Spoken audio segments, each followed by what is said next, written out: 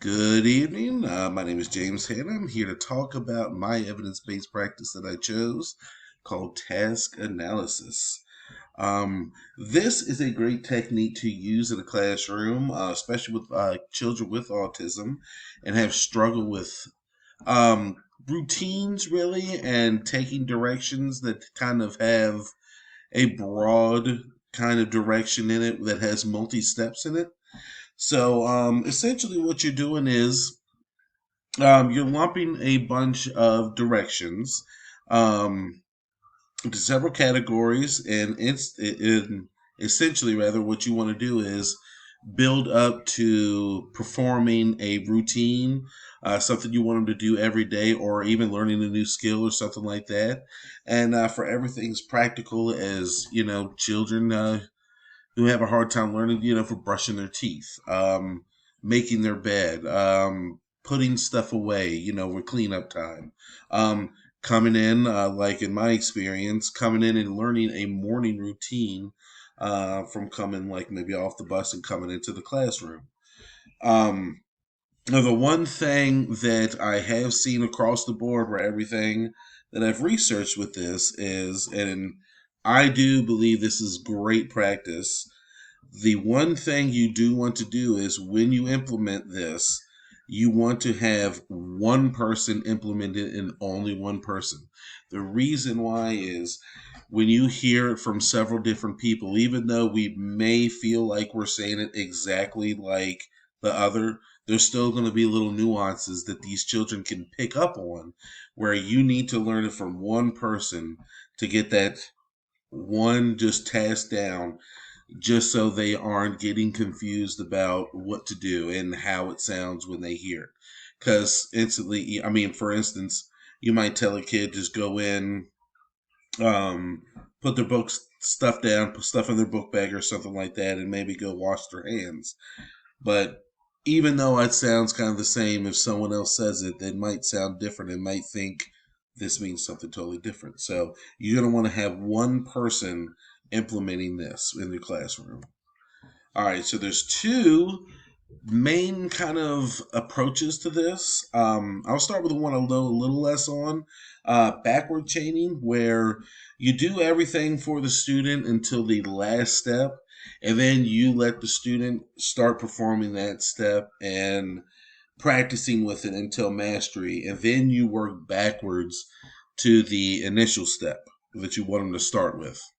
Um, which is kind of good. And kind of when I'm looking more at it, um, the approach that I am used to kind of is a combination of both. But the other is forward chaining, where you focus on the first step and you don't really move on until they get that step down, and then you build up on it. Um, I think either way, I think it'd be one more about the learner and how they learn. But either way you do it, it's very effective, especially if you're behind them and giving them reinforcements while they're attempting these steps, keeping them focused. And sometimes they just need little reminders sometimes while they're doing it, but you don't give them the actual routine or part of that step, and just kind of let them go. All right. So, what is your going to be your friend here when doing these is going to be data collection. You can break down into steps a little checklist of everything you want them to do, and you're going to want to keep track of every part that they do right and every part they struggle with it. You kind of feel like you did for them. Take lots of notes because sometimes you'll find that it's going to be on the same step every time that they're going to end up struggling with. Um, so you'll kind of know and have a good idea of when you need to intervene, and also when you kind of need to let them struggle with it a little more and try to figure it out. Um, you also want to take notes of adverse behaviors, for instance, and teaching a routine where a child with ASD is going to be potentially put into a position where he gets overstimulated. You're going to want to know where you might need to change some things in the routine to help them be able to power through that. Um, and look for consistencies is what they struggle with.